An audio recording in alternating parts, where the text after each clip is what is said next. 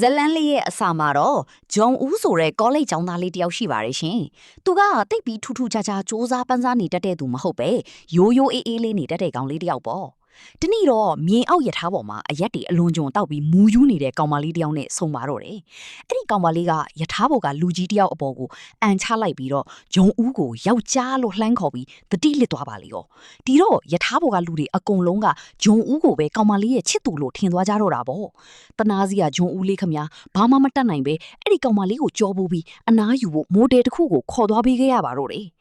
အဲ့ဒီနေ့ကစပြီးသူတို့နှစ်ယောက်ရဲ့ကမောက်ကမဆက်ဆံရေးလေးစတင်လာခဲ့ပါတော့တယ်ရှင်။ကောင်မလေးကနာမည်တော်မသိရပေမဲ့တကယ့်ကိုစိုးသွမ်းပြီးခေါင်းမာတဲ့သူလေးပါ။ဂျုံဦးကိုသူမလုတ်ခိုင်းချင်တာမှန်သမျှအကုန်လုတ်ခိုင်းတော့တာပါပဲ။ကော်ဖီဆိုင်မှာကော်ဖီမတောက်ပဲအချိုရည်တောက်ခိုင်းတာတော့သူမခြေတော့နာနေလို့ဆိုပြီးဂျုံဦးကိုသူမရဲ့တောက်ဖက်နှက်ကိုစီးဖိုင်းပြီးသူမကဂျုံဦးရဲ့ဖက်နှက်ကိုပြောင်းစီးတာတော့ရေကန်လေးကိုတွန်းချတာတော့စသဖြင့်အမျိုးမျိုးအနိုင်ကျင့်ပါတော့တယ်။ဒါပေမဲ့ဂျုံဦးကတော့ဒီလိုစိုးသွမ်းနေတဲ့ကောင်မလေးရဲ့နောက်ွယ်မှာဖုံးကွယ်ထားတဲ့နာကျင်မှုတွေကိုတတိထားမိလာခဲ့ပါတယ်ရှင်။တကယ်တော့ကောင်မလေးရဲ့ရင်ထဲမှာအယမ်းချရတဲ့ချစ်သူဟောင်းကိုဆုံရှုံထားရတဲ့နာကျင်မှုတွေလွမ်းဆုမှုတွေအပြည့်ရှိနေတာပါ။တခါတလေသူမရဲ့မျက်ဝန်းတွေကငိုတော့မလို့ဖြစ်နေတတ်တာကိုဂျုံဦးကမြင်တဲ့အခါကောင်မလေးကိုတနာပြီးသူမအနားမှာနေကအနာတရားတွေကိုကုစားပေးခြင်းစိတ်တွေဖြစ်လာခဲ့ပါတယ်နော်။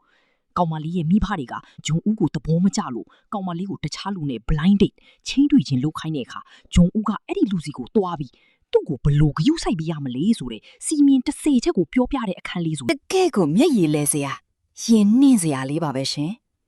သူ့ဘလောက်ထိကောင်မလေးကိုနားလဲပြီးချစ်နေပြီလဲဆိုတာကိုပြသလိုက်တဲ့အခိုက်အတန့်လေးပေါ့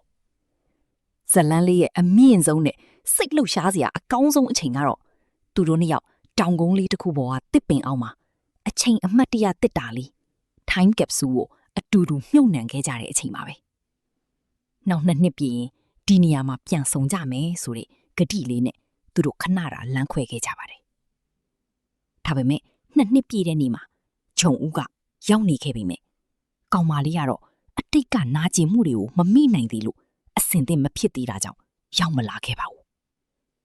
ဂျုံဦးခမညာမျောလင်းချက်လေးနဲ့စောင့်နေခဲ့ပြီမဲ့နောက်ဆုံးတော့လက်ခံပြီးထွက်ခွာသွားခဲ့ရပါတယ်ဒီလိုနဲ့နှစ်တီအတော်ကြာသွားတဲ့အခါကောင်မလေးကသူမရဲ့အတော်စီစဉ်ပေးတဲ့ blind date တစ်ခုကိုတွားခဲ့ပါတယ်ရှင်သူမရှိမှလာထိုင်တဲ့သူကိုကြည့်လိုက်တဲ့အခါအိုးစရာကောင်းလောက်အောင်အဲ့ဒီလူကတခြားသူမဟုတ်ပဲဂျုံဦးဖြစ်နေခဲ့ပါတယ်တကယ်တော့ကောင်မလေးရဲ့အတော်ကအစကတည်းကမိတ်ဆက်ပေးခြင်းနေတဲ့တူတော်မောင်းဆိုတာဂျုံဦးပါပဲတဲ့ရှင်ဖူးစာပါတဲ့သူတွေကလှည့်ပတ်ပြီးပြန်ဆုံတွေ့ကြရတယ်ဆိုတဲ့အတိုင်းစပွဲအောင်မှာသူတို့နှစ်ယောက်လက်လေးတွေစုပ်ကိုင်းထားကြရင်တကယ့်ကိုကြက်တီးထားစရာကောင်းလောက်ကြည်နူးစရာကောင်းလောက်